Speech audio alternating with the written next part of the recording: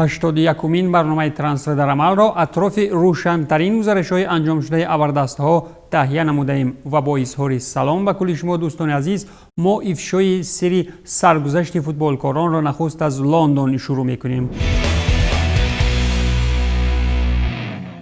замони китобистони имсол дар Лондон танҳо Челси бо харидории рӯшан аз худ нишон дод ва сумдориашро ба ҳамагон маълум кард, вале дар хусуси Арсенал мо ҷуз 2-3 харидории маълуми дигар касеро надидем. замоне ки ба тағйиротҳои кадрии дастҳо ками дигар мондааст, Арсенал нав ба худ омада дарвозабони исландии тими фаронсавии Дижон Рунарсонро ба даст овард. арсенали Лондон нафареро харидорӣ намуд ки дар синни 16 солагиаш тариқи шабакаҳои иҷтимоӣ Арсен Венгерро на як бору ду бор суханҳои ноҷо гуфта буд ва акнун бошад Рунарсонро лозим мешавад ки гапҳояшро дар хусуси муҷассамаи Арсенал бозпас бигирад.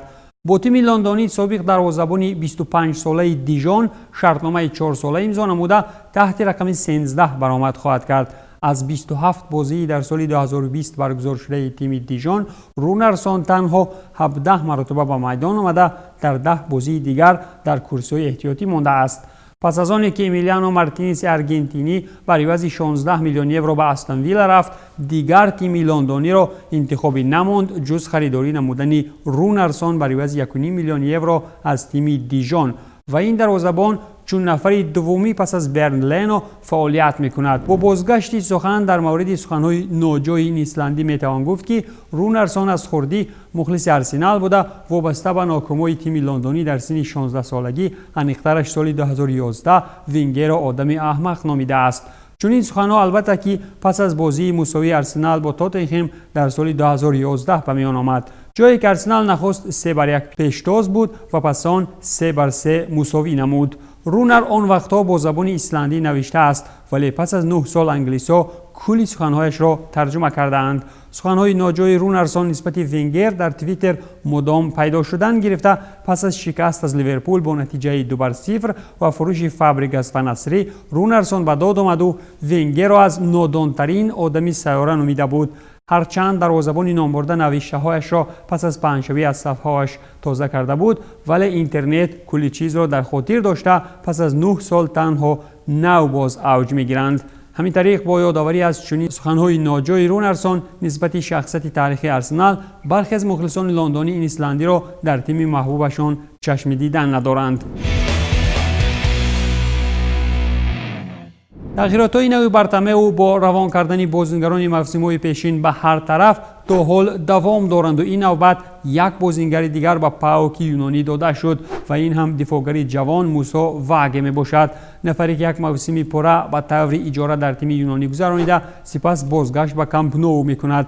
ҷонибҳо дар хусуси иҷораи ин футболбози 21 сола ба мувофиқа расида кулли ӯҳдадориҳои шартномаро бо шугои ПАОК ба гардан гирифтааст. аслан бигирем ин сенегалӣ дар тими аввалии Барса 6 бозӣ гузаронида қисмати бештари мавсими қаблиро дар иҷора дар Нитсаи фаронсавӣ пушти сар намуда буд. дар мавриди оне ки ҷанҷолҳои Барса бо Месси пушти сар шуд, вале хархашаҳо бо Суарес ҳанӯз ҳам идома доранд ва дастаи фло бошад дар ҳавсанаи трансферӣ аз Осилаш 110 миллион евро вориди хазина кард. ҳарчанд бори нахуст дар таърихи Ла Лига айнан тими Зидан дар ҳайати асосии хеш 4 бозингари соли таваллудашон 2000-ро вориди майдон намуд ва дар бозӣ бар Сосидад ҳам хол аз даст дода бошад, вале ин муҳим нест. дар қиёс ба оне ки дар бозор Фло Перес чӣ дастовардҳои молиявӣ кардааст. пештозии Бланкос дар ҷабҳаи молиявӣ ва кам кардани бозингарони дорои маоши баланд то ҳол кори Реалро хуб сабук кардааст, дар ҳоле ки Лунин ва Родриго ҳам дар тавозуни Кастилия мебошанд. дар рӯзҳои истироҳатӣ бошад хазинаи Реал боз аз ҳисоби фурӯши Регилон ба Тоттенхем пурра гардид. трансфери Регилон ба тими Мавриньо бо қарордоди муҳлаташ то тобистони соли 2025 анҷом дода шуд ва 30 миллион евро ҷамъи 5 миллиони дигар дар шакли Ливерпулиҳо ба дастаи шоҳона овард. ба ривази ин Реал 2 нуқтаи муҳими шартномаро барояш ҳифз карда тавонист ва инҳо ҳам харидории ҳатмии бозингар ба ривази 40 миллион евро то соли 2022 ва Регилон бошад то ҳамин фурсат дар сурати омадани ягон пешниҳод аз тимҳои дигар аз гузариш даст мекашад. بر زمین دسته شاهانه همین تابستان از فروش اشرف حکیمی به اینتر 40 میلیون یورو، جامی لیورپول خامس رودریگز به اورتون بر عوض 25 میلیون یورو، هرچند که میگفتند این گزارش به پول انجام شد ولی اصلا چنین طور نیست و اسکار با ارزش 15 میلیون و حفظ 75% حقوق صاحب شوی به این بازیگر و سویلیا با کلگی 110 میلیون یورو کار کرد. چون این درآمد البته که ضررهای بحران مالیوی از پاندمی به میان آمده را تا جای کم میکند. با این رقم ها همچنین 10 میلیون دیگر لیورپول از اینتر و تاتنهام هم ضم میشود و در چنین حالت مبلغ درآمد بلانکوس تا 120 میلیون یورو زیاد می شود.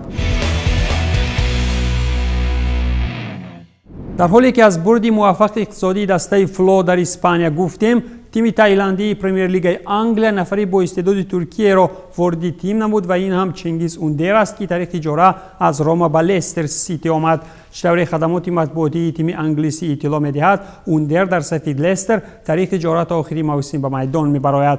حالتی گزارش به لستر و شروع تمرین ها را به صبرانه انتظارم. من همه وقت میخواستم که در انگلیا بازی کنم و این امکانیت مناسبی برآمد در پرمیر لیگ انگلیا برایم میباشد. تلاش میکنم که در میدان و بیرون از آن و هم دسته هایم کمک خود را رسانم و بازی خود را روز به روز بهتر خواهم کرد. فکر دارم که من بازیگری تیزکار هستم و امکانیت‌های بیشتری گلزنی را برای همدستگانم سازمان میدهم. اظهار نموده است چنگیز اوندر زمان گزارش به لستر. از ریال مادرید باشد تاتنهام غیر از رگیلون باز بیل آورد. هرچند که 3 موسم اخیر بیل را همگان یکی از بازیگران نالازم برای زیدان میگفتند و سر و صداهای رفتنش هم هر تابستان کم نبود، بیل اخیراً نه به چین و ملک عرب رفت و اخیراً بازگشت به وطن نمود. بازگشت به تیم کو را به این سطح کیانی رسانید و در ریال مادرید 3 جایزه دار کرد و این هم تاتنهام هاتسپور است که گارت بیل را پس از تنفس 7 ساله دوباره به آغوش گرفت. همین طریق نیم حمایتگری هلسی در صف تاتنهام و طور اجاره تا آخری موسم 2021 گذرانیده رقم 9 را انتخاب کرده است. گفته میشد که تاتنهام پرداخت کل معاش بیل را به گردن گرفته، ریال باشد لیورپول ها را پرداخت میکند. تاتنهام باشد در نوبت خود از بازگشت بیل چنین گفته است: ما از بازگشت بیل به تیم خودی و صفت اجاره موسم طولانی نهایت خوشنودیم. در صف تاتنهام گارت از سال 2007 تا سال 2013 برآمد نموده به ریال مادرید باشد بر عوض همان زمان رکوردی 100 میلیون یورو گزارش نموده بود. هرچند که همین تابستان از تنبلی ترانسفری به پول لیورپول بسیار گفتیم، ولیکن سرخ‌ها اخیراً سرآغاز موسم نو از خود برحالا نشان دادند. پس از آنی که تییاگو چون غالب لیگ قهرمان‌ها 2020 و نگین انگشترین در باواریا به تیم کلوپ آمد، یکی از 3 جایزه دارترین قهرمانان اروپا باز از صف گرگان بازیگری دیگری را بودند و قیمت هم خریدند. و طوری دیگر گیریم لیورپول از خریداری دیاگو ژوتا از وولفز اعلان نمود. این پرتغالی در تیم مرسیسایدی رقم 20 گرفته است. پیشتر باشد خبر داده میشد که این نیم حمایتگری 23 ساله بر عوض 41 میلیون یورو به شهر لیورپول آمده. این مبلغ میتواند وابسته به صفت برآمد ژوتا در تیم نوش تا 45 میلیون یورو زیاد شود. از گزارش مؤلف زیباترین گل جام جهان 2014 به اورتون و یک جاشوی با انچیلوتی الکی روزهای به شمار گذشتند، ولی دیر هم شده باشد در خصوص جزئیات‌های این گزارش باید که تکرار به تکرار گفت. هرچند که زیدان خامس را در ریال قدر نکرد و این کلمبیایی با مهارت در کل موسم گذشته در اسپانیا تنها 8 مرتبه به میدان آمد و در این میان 1 گل هم زده بود، در انگلیا الکی خامس از روزهای نخست در میدان است و درخشش خاص نشان می‌دهد. سرآغاز گزارش به اورتون این نفر را به طور خاص معرفی نمودند. خامس 29 ساله با اورتون شرطنامه 2 ساله نوشته کرد و امکان دارد به 1 سال دیگر آن را تمدید نماید. پس از آنی که در بازی با تاتنهام بازی چشمرس نشان داده، در عاقبت دور دوم حتی با عمل‌های نتیجه بخش و گل از میدان بیرون شد. پس از 2 دور بازی روشن با ایریس او میتوان گفت که خامس با انچیلوتی مسند کاری خود را دوباره احیا میکند، اگر که البته باز جراحت‌ها سد راهش نشوند. از اسپانیا اگر خامس به انگلیا رفته بود به پرتغالیا باشد. بازیگری یک زمان موفق با کریستیانو بازگشت کرد و این هم ریکاردو کوارجما می باشد.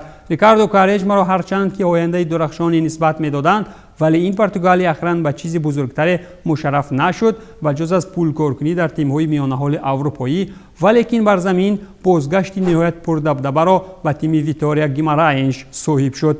همین طریق سابق بازیگر تیم‌های بارسلونا، اینتر و چلسی با ویتوریا گیماراینش در 36 سالگی قرارداد 2 ساله با امکان تمدیدشوی به 1 سال دیگر امضا نمود.